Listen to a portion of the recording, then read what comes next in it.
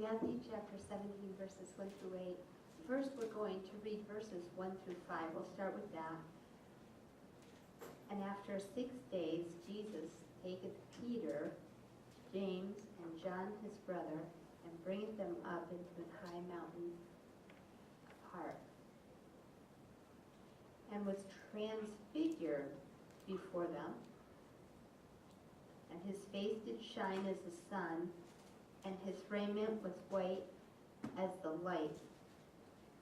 And behold, there appeared unto them Moses and Elias talking with him.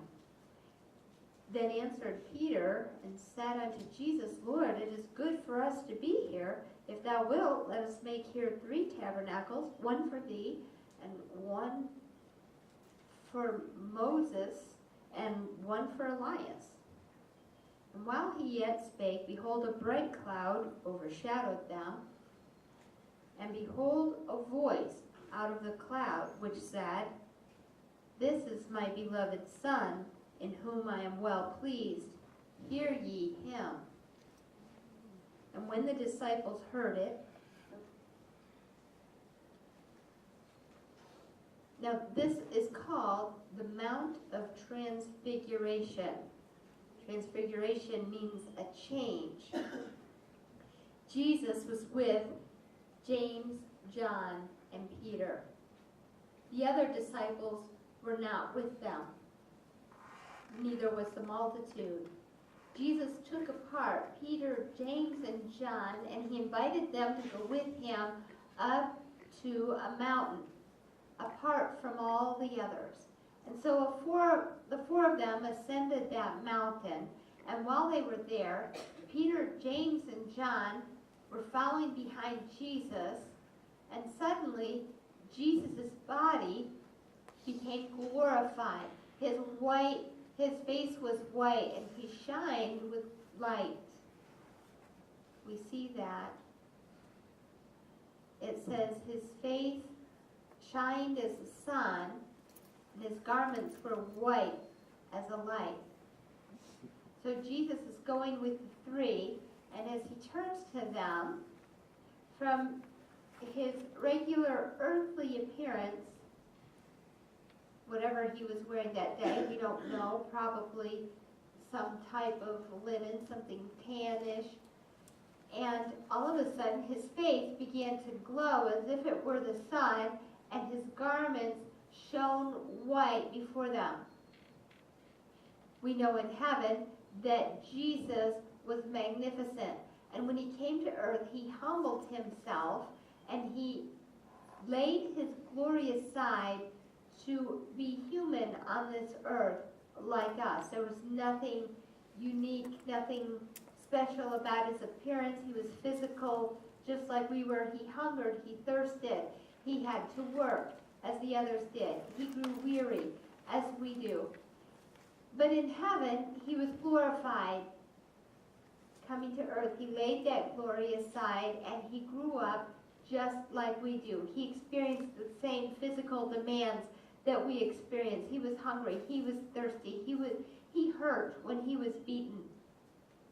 But on this particular day, for a purpose, for Jesus' own purpose, he allowed Peter, James, and John to see him glorified as he would be in heaven. They were so taken aback. And appearing with Jesus was Elias and Moses. Elias is Elijah. And Moses, we know. Moses was the one who was not allowed to go into the promised land, and God buried his body. Elijah was the one who left this earth in a chariot of fire and in a whirlwind. And so Peter, James, and John, as Jesus was transfigured before them, also saw Moses and Elijah. We don't know what was said on the mountain. That was not the point of the story. But Peter is the one who's always jumping ahead and saying to much. Peter was the one who jumped out of the boat when Jesus came walking on the water, and he then looked at the waves and was afraid and began to sink. Peter is standing there looking at Jesus and Moses and Elijah, and he said, "This is fantastic. Let's build 3 temples here to honor each of you." And while Peter was yet speaking, there was another voice, a voice coming out of a cloud in the sky, and the voice said, "This is my beloved Son, in whom I am well pleased. Hear ye him." And Peter heard the very voice of God. And God said, "This is my Son, Jesus.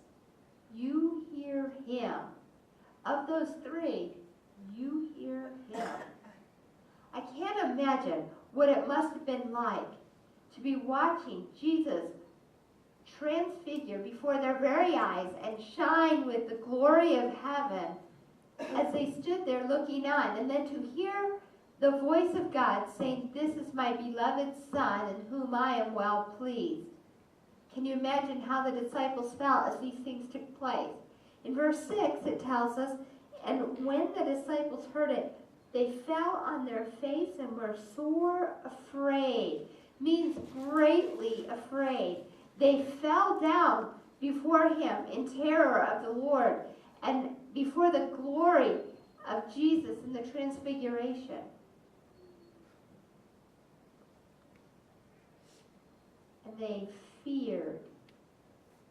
Aren't we like that as humans? We all have fears for different things. Your fear might be like mine. When I was young, I was afraid that I might marry the wrong person. I was afraid about being able to make the right choice. And I prayed all the time, and once I was married, then that fear was alleviated. When I was taken to the hospital last year, and I was laying in the hospital, I was afraid that the doctor said I could die, and that was a fearful thing. I didn't think I was ready to die. And I didn't want to die then. I wanted to keep on serving the Lord. Sometimes we worry about money. That's probably the number one thing. Will I have enough money? Obamacare is coming into effect. Is that going to take all the money away from us? We fear, will I have enough to afford the things I need and to keep going? And we get under stress because of fear. We fear many different things. Maybe we fear that something's going to happen to us. Maybe we fear our children will go away on a trip and something will happen to them as they're away from us. And we have to keep trusting God about these things. But we all experience fear. Maybe some of you, maybe a wife has been widowed and she's afraid how she's going to manage and how she's going to, or maybe there's a husband whose wife is gone and now he's alone and he's afraid about what he should do. I think about Charlene Hansen, and after many wonderful years of marriage with her husband, suddenly he's gone and things are different now, and I'm sure she has concerns about the future and things she used to be able to rely on her husband to do. Maybe somebody has cancer and they don't know if they're going to live or die. We have 2 children in our ministry right now that we're concerned about. Stephen Gibson and Carolina Parson and their parents and grandparents are greatly concerned, and it's a new stress that's been added to their lives. Will these children live or will they die? And what would life be like without them if they're gone? We fear things. People fear about school. I hope I'm going to pass. I hope I'm going to pass my test. I hope I'll study well enough. If I don't make it through college, what will my future look like? How will I ever be able to find a job? Maybe you're looking for a job and you've applied everywhere and you just can't find work, and there's the stress that comes with that fear of not knowing what's going to happen. You need a job and you don't know how things are going to work out for you financially, and you're hoping and praying, and finding a job is hard, and you can't give up. You have to keep trying. Life is hard.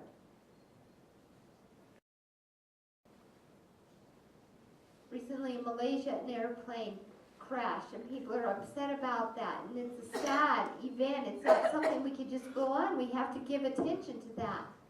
There was a missionary couple that went down to Panama, Heather and Danny Nelson, and they're living and working with the jungle people there. Not all those people are healthy. 2 days ago, my wife was talking to them, and they were telling her about a bug that lays its larva under the skin and incubates in the body. And boy, I don't want to get that. That's a fear. We would hate to have that. Fears come up in life. Sometimes I meet somebody and I say, "Are you married?" And they say, "No, I'm never going to get married because I'm afraid I would end up getting divorced, and I don't want to go through something like that." Some people say, "I don't want to raise children in today's society because there's so many awful things, and they're afraid to have children born into this world." And I can understand why they have concerns like that. It's a rough life for children today, and it's easy to ruin the lives of children. And we have so many fears that are part of life. Sometimes we think, oh, things used to be better than they were today. Things are so much worse, and there's so many things to fear. Russia is challenging the Ukraine, and there's the fear of war over there. I thought the Cold War was supposed to be over, but maybe it isn't. And we don't know right now. Things are happening, and we wonder what we're supposed to do. The stock market has always been a relatively secure institution, but now it has crashed and it just can't seem to rise to where it was. There are people that watch those numbers climb and fall every day. I just can't do that. I just can't stay after it like that. Watch it raise 1 point, fall 2 points, and worry about how I should invest and what I should do with my money. But we have fears. We have fears of things that happen in everyday life. I don't think there's anybody who could say, I don't have any fears, because it's natural, it's human to fear. And the disciples, when they saw Jesus transfigured, they feared. They'd been with Jesus for some 3 years at this point. And there's only a few chapters left in the scripture before we get to the crucifixion. They've traveled with him nearly 3 years. He's fed the 5,000. He's healed the sick. He's raised the dead. And yet, now once again, the disciples are afraid. They know that Jesus is going to die. Jesus, at his baptism, a voice from heaven said, "This is my beloved Son, in whom I am well pleased." Today they hear the voice of God and they fall down before him in fear. And what does Jesus say to them? Look at verse 7. It says, "And Jesus came and touched them and said, 'Arise, be not afraid.'" The disciples see Jesus glorified, and they fall down before him, trembling in fear. And Jesus comes and he touches them and he says, "Be not afraid." And he's back in his human, earthly form. And Jesus said, "There's nothing to fear." He says, "Fear not. Do not be afraid." We see this phrase mentioned in Scripture so often. Some say 165, some say 300 times, some say more than that. But the Bible repeatedly tells us, be not afraid, because fear happens so easily to us. Jesus says, don't be afraid. He wants to help us. We're going to look at some scriptures this morning about fear. I can't read you all of them. There are so many. But we're going to look at some today. Deuteronomy chapter 3 and verse 6.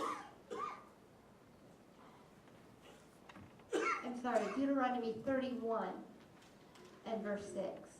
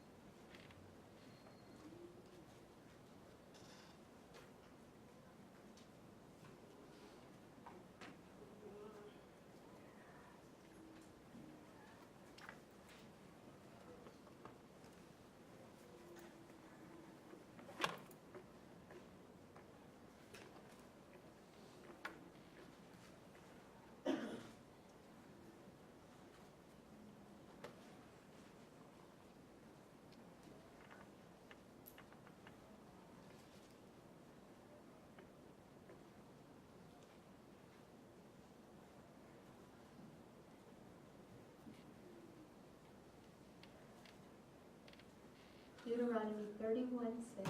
Let me read for you. Be strong and of a good courage.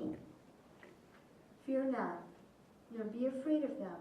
For the Lord thy God, he it is that doth go with thee. He will not fail thee, nor forsake thee.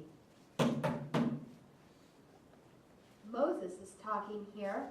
Moses is saying, I'm old. He's 130 years old. He's getting ready to die. He's not going to the promised land. He's speaking to Israel, and Israel is saying, they've been used to Moses' leadership for 40 years, and he's their connection to God, and they don't want him to go. And he said, it's all right. God will be with you. Everything's going to be all right. Be of good courage.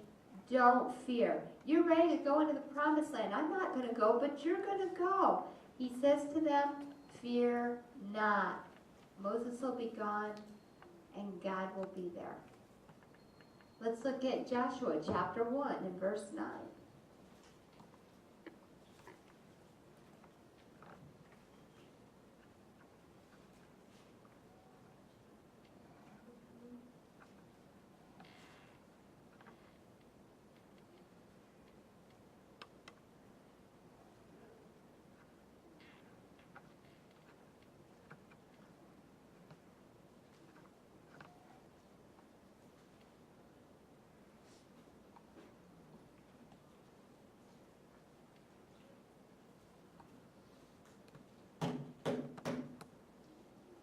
Joshua chapter 1 and verse 9.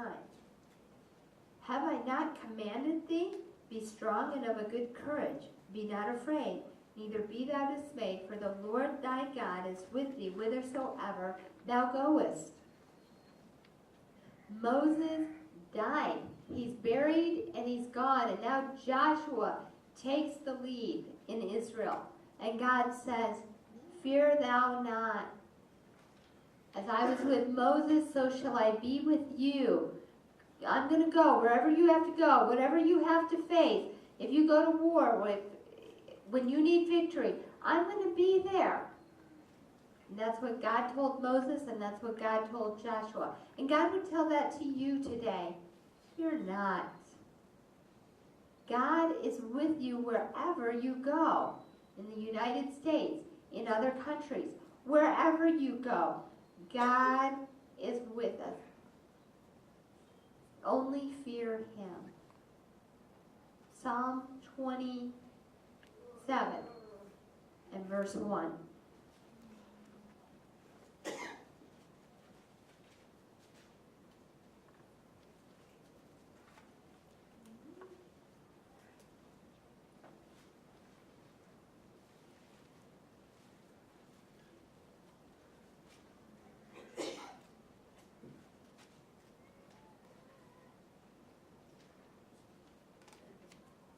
Psalm 27 and verse 1.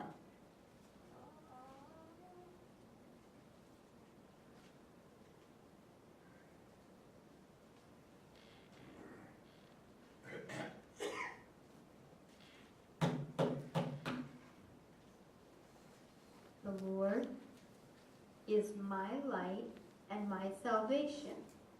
Whom shall I fear? The Lord is the strength of my life. Of whom shall I be afraid? David wrote this. He said, God is my light. He's my salvation. He's my strength. I don't need to fear anybody. Remember when David faced Goliath? He wasn't afraid. All of Israel trembled in fear. I imagine if I was there, I would have been trembling in fear too. David came and said, is there not a cause? And he said, this is a shame in Israel. And he slew the giant with a stone and a sling. Why was he able to do that? Because he wasn't afraid. You and I need to not be afraid. We need to stop and think. God is my light and my salvation. He's my strength. I have him. I can face anything. I don't need to be afraid. If I rely on me, I should be afraid. But if I'm relying on him, I can trust that he's going to give me strength. Psalm 46, verse 34.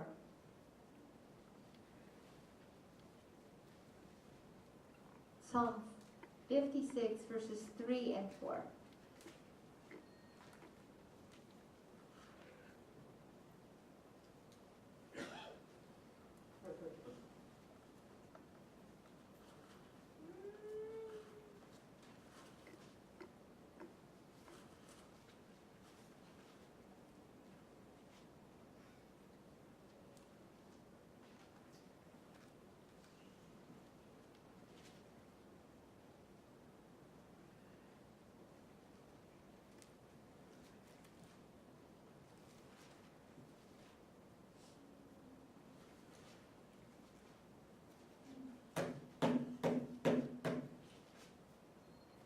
Psalm 56, verses 3 and 4.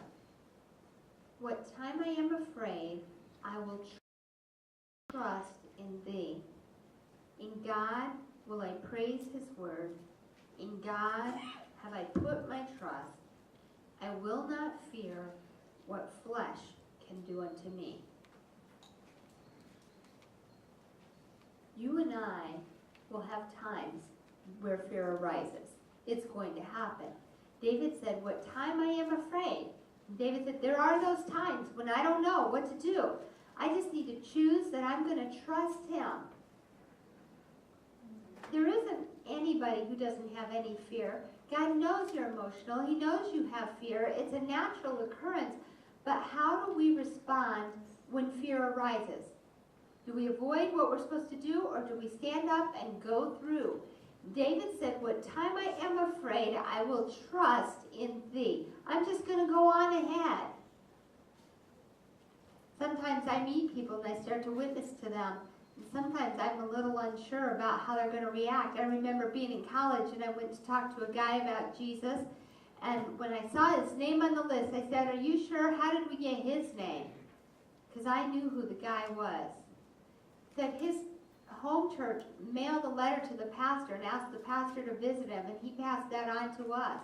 He was a mean guy. He was a popular guy. He was a leader, and they said, let's go visit him. And I didn't really want to go. And I was with my friend, and he said, I said, can't you get somebody else? And he said, no, nobody else can go. It's you and me. Well, I wanted somebody else to go. So we went to the door of that guy's house. We knocked on the door, and he said, what are you doing here? He said, you're church people. What are you doing here? And I said, your home church pastor contacted our pastor and asked us to visit you and invite you to church. And he got mad, and he said, that's stupid. Tell him to stay out of my business. I don't need this. It was not a joyous occasion. I said, but we came because we care about you, and we'd love to have you in church. And he said, shut up, and slammed the door. The other guy hid behind me that I was visiting with. The guy was scared. He said, you weren't scared? I said, yeah, I was scared, but I was scared, but I didn't want him to know I was scared. He was mad, and we laughed, and we prayed for him. It's not always fun going out visiting. Sometimes there are people that are not nice. The Bible says, what time I am afraid, I will trust in thee. Look at Isaiah, chapter 41, and verse 10.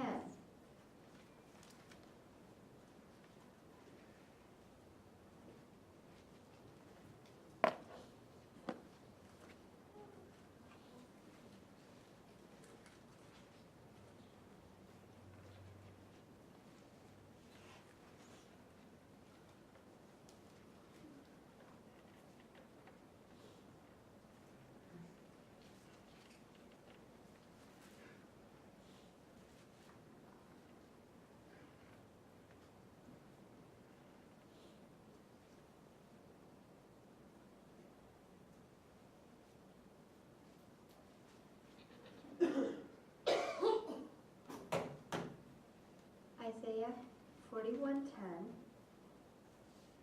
Fear thou not, for I am with thee. Be not dismayed, for I am thy God. I will strengthen thee, yea, I will help thee, yea, I will uphold thee with the right hand of my righteousness. Remember, Isaiah was a prophet to Israel. And at this time, Israel had been destroyed. Isaiah was discouraged. Things were terrible. Another country had come in and plundered them. And God said, I'm going to help you. I'm going to be with you. I know about Babylon. I know about the other countries. I know what's going on. I know you're discouraged, but don't be afraid. It doesn't depend on what's going on in your country. It doesn't depend on what's going on in your family. Everything can be going wrong, and you can feel discouraged, but you can trust in Him. Just because you have a relationship with God doesn't mean everything's going to work out the way you want it to. Sometimes things go wrong. Sometimes we experience fear. That's what happened in Israel. It was awful the way Babylon had come in and destroyed their nation. But God says once again, I will strengthen you, yea, I will help you, yea, I will uphold thee. God would not forsake Israel. God was going to be there for Israel. God was going to help their people. But not everything went well in Israel. They had an awful mess. That happens to you and I. I hope your life is going well. I hope your income tax goes well. I hope that the things you do financially will go well. I hope everything will go great on your job. I hope that everything is going to go well for you and that you don't have frustration. But the truth is, frustration comes, and God has promised to help us in those times. Let's move into the New Testament now. Try Matthew chapter 28 and verse 5.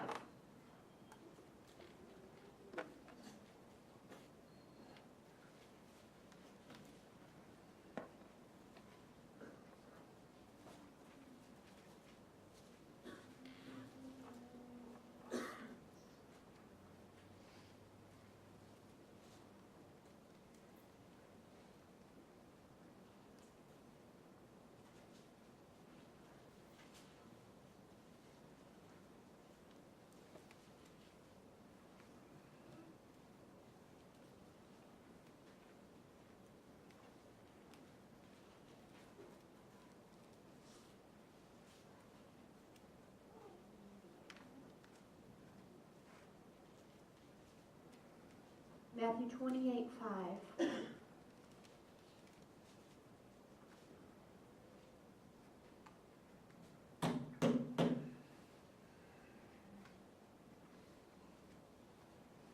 And the angel answered and said unto the women, Fear not ye, for I know that ye seek Jesus, which was crucified.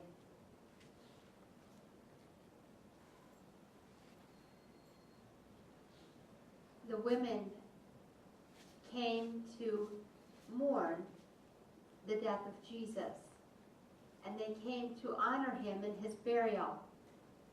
Today, after a funeral, usually in the next few days and in the next few months, the family goes back to the grave site of that loved one, and they place flowers there, and they sit there and they think about the one that has died. Sometimes I go over to Gethsemane and I look and I remember William because he's buried there, and I remember others that are buried there in the cemetery, and I think back on when they went home to be with the Lord. Well, that's what these women were doing. They were on their way. It had been such a shock that Jesus was crucified. They had not expected it. And they came to the tomb, and the body of Jesus was gone. And only an angel was there. And they were afraid. And the angel said to them, what? Fear not ye. He said, you've come to seek the body of Jesus, but it's gone. You can go in and look, but don't be afraid. Everything is all right. Tell the disciples what has happened. And with great excitement, they went running to tell the disciples. Mixed emotions, fear and joy. And as they ran, see what happened in verses 9 and 10?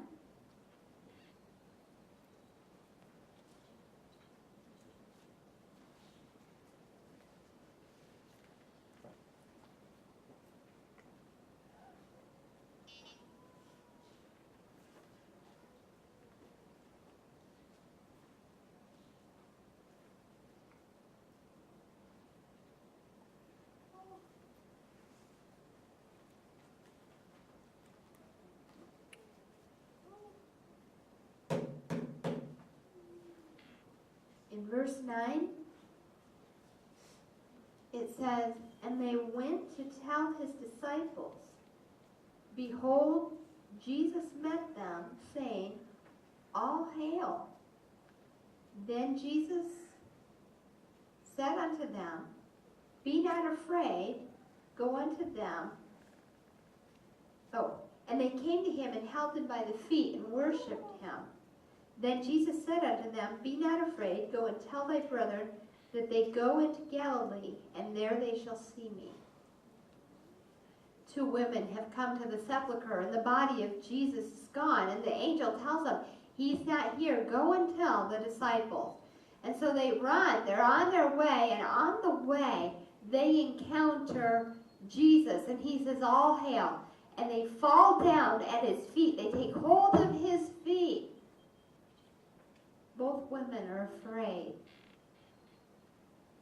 Can you imagine if you thought somebody died 3 days ago, that they suddenly appear before you? You've checked the pulse, they were dead, they're buried, they've been sealed up, and it is impossible for them to be alive. And as they're on their way, they meet Jesus. They fall at his feet and they worship him, but they're afraid. And he says, Be not afraid. Hey, it's okay. Get up. There's nothing to fear here. They're holding on to him by the feet, and they're saying, He's alive, he's alive. Wait, somebody get a pulse. Is he alive? And he says, I'm alive. Go and tell the brethren to meet me in Galilee. Don't be afraid. I can imagine they were still quaking in their boots. He says, don't be afraid. And off they go. Again and again, Jesus admonishes us, don't be afraid. He tells us again in 2 Timothy chapter 1 and verse 7.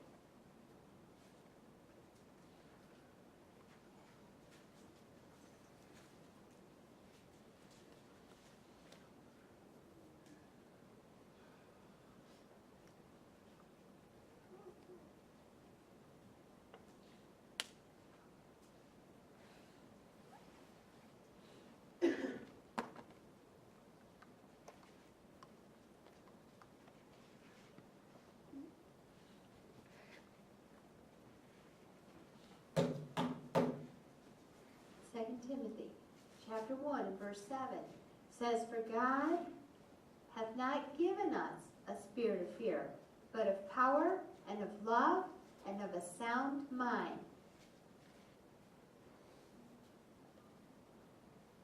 Paul was bold, traveling to tell people about Jesus. And he's passing some things along to Timothy, whom he calls his son in the faith.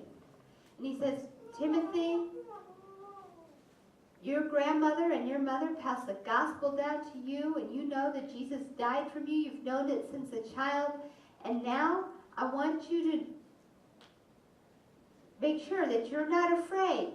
Fear doesn't come from God. God gives you a spirit of power and of love and of a sound mind. You just need to be moving forward for God. That's the same for you and I today. When you receive Jesus Christ into your heart, you have no need to fear. It doesn't come from God. Your flesh will have times where you start to fear, where you start to feel stressed and worried about things. You just need to remember you belong to God, that you work for God, that your job is telling people about Jesus, that you love him, and there may be things in your life that you don't understand and things that come up that you didn't expect. But he loves you. He's your Father in heaven. He cares for you. He promised to never leave you nor forsake you. Sometimes you feel like you're all alone because your friends have vanished and you're standing there by yourself, but you are never alone. Jesus is with you always. Matthew says, and lo, I am with you always, even until the end of the world. He's always with us. It's nice when your family's there to stand by you. It's nice when you have friends to surround you. But sometimes you're like Paul when he was in jail. It was just Paul and Silas and nobody else. Peter wasn't there. James wasn't there. The other disciples weren't there, and they were alone. They were singing praises to God, singing the glory of God and sharing it with the prisoners. How did they have the courage to do that? How did they have that boldness? It wasn't from Paul. It came from God. He said, "Be not afraid." And Paul passed that on to Timothy, and he passes it on to us today. Be not afraid. You don't need to fear. Look at Revelation chapter 1 and verse 17.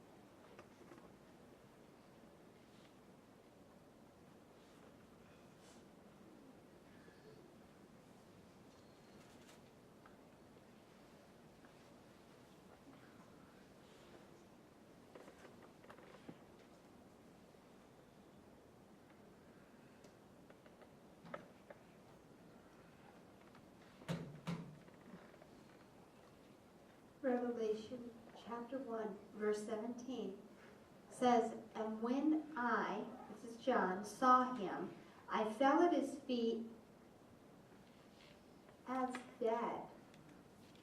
And he laid his right hand upon me, saying unto me, Fear not, I am the first and the last." If you read the verses preceding this, he has seen the golden candlestick.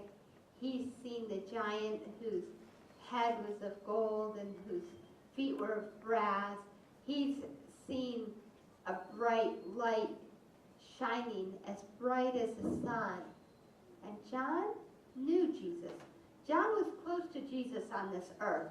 He traveled with Jesus for 3 years. He served with Jesus. And he's been serving him for maybe some 50 years now. John is an old man, still a servant of the Lord. Maybe 90, 95, somewhere at that age at this point. And Jesus comes, and when he hears the voice of Jesus, there's a great light, and John falls down at his feet and fears him, and Jesus says, see the verse?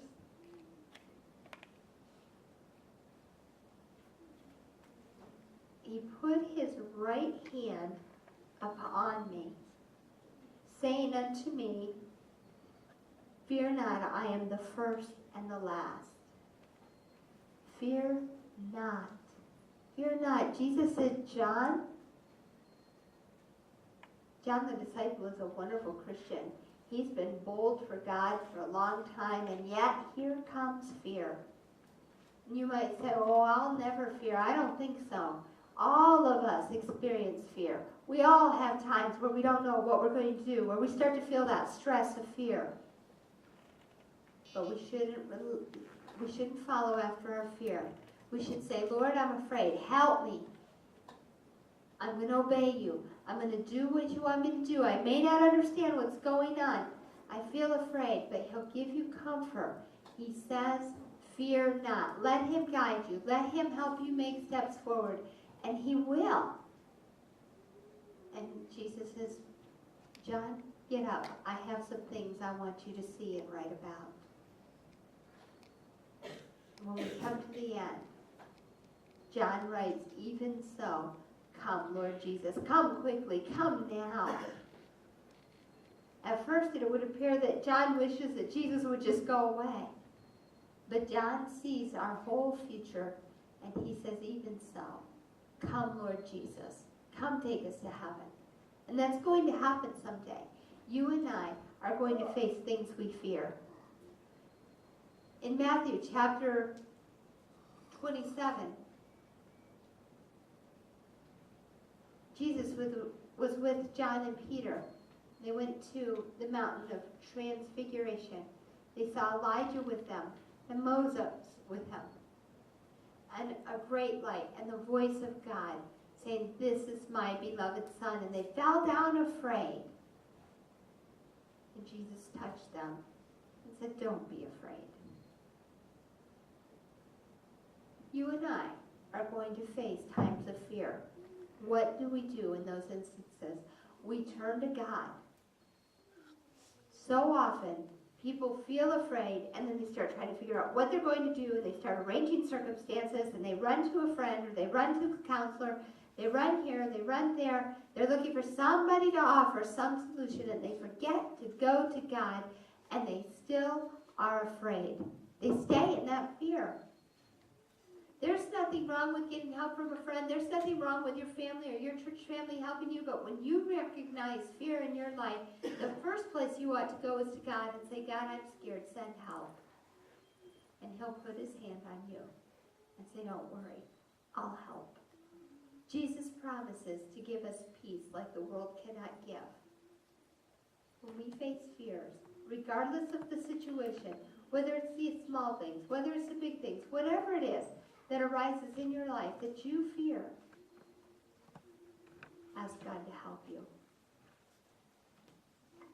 His promise is to never leave you or forsake you. Remind him of that. Big and small things, rely on him and he'll help you.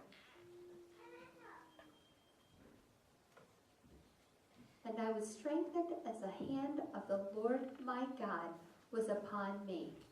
When fear comes up, what do? You reach out to the Lord. You say, "God, I'm afraid." Charlene Hanson's husband is now gone. What does she do now? She's relied on that husband. He's taken care of things for her. Now he's gone. He was a good pastor, a good teacher, a good father to her children, and now he's gone. Rely on him. You have to rely on him, and he will help you. He will. I remember reading a story that Kathy Rice wrote about. Kathy Rice's husband, Bill, started the Bill Rice Ranch in Tennessee. And for many years, people were saved through that ministry. She and her husband served together. He made all the decisions. He was a very strong leader. And all she had to do was follow him and do what he asked her to do. And she loved being able to follow him, and she loved him. She stood by him. She took care of the children. She helped him reach Deb all over the United States. And close to the 25th anniversary of the camp, her husband died. Kathy was suddenly alone. She had to figure out what to do next. She couldn't rely on her husband anymore. He wasn't going to be there to help her do the things that they did together. And through her prayer time and reading her Bible, the Lord spoke to her and said, "Take my hand and I'll help you." And she said, "I just imagined myself like a little girl reaching up and grabbing my daddy's hand." She wrote that. And 15 years later, she was still speaking. She was traveling, helping ladies. She missed her husband. He was in heaven. But she still imagined herself just clutching the hand of Jesus and trusting him to help her and going on her way, helping her with money. Her husband was the breadwinner, and he was gone. Do you know today she's 98 years old and still alive? Can you imagine? Her husband's been gone since 1978, and for all these years, she's kept on. I guess I saw this writing that she had made 20 years ago. And I thought, she said, "I was afraid. I didn't know what I was going to do. Our ministry had changed. My life had changed. I didn't know what was going to happen." And Jesus just said, "Kathy, take my hand." And he has kept her going all these years. Maybe in your life there's small things that have come up. Maybe there's big things. Maybe there's health issues or financial issues or housing problems, or you're trying to seek God's will. Where do I get married? What do you want me to do? and you're bombarded with questions that cause you worry. And before you discuss all those things, the first thing to know is fear thou not. From Genesis to Revelation, we see all throughout the scripture, fear not. God will tell you over and over again, next month, 6 months from now, over and over, he wants to tell you, fear not. Why? Because fears arise so easily. You go to work and they say, we're going to make a change here. And the alarms go off inside your head, and you knew it was going to happen, and you're trying to figure out, how do we arrange everything now? Go to God. Let him help. Maybe you've retired and now health problems have arisen and you didn't expect that. You thought that you were going to retire and travel and enjoy life, and trust him. Fear thou not. Fear not. Fear not. As Jesus told Peter, James, and John, as they saw him transformed and glorified before them, the voice of God speaking to them, Jesus said, fear not, arise. Take Jesus by the hand and trust him. That's what you and I need to do today. That's what we need in 2014. Jesus would have you know he doesn't want you to be afraid. He will be with you always. Let's stand.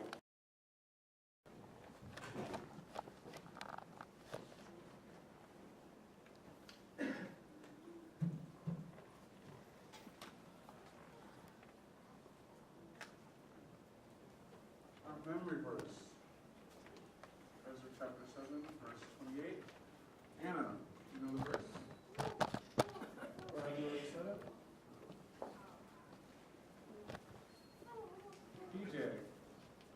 PJ, you haven't said it. PJ, we've had this verse for so long, you don't know it yet? Do you have anyone else?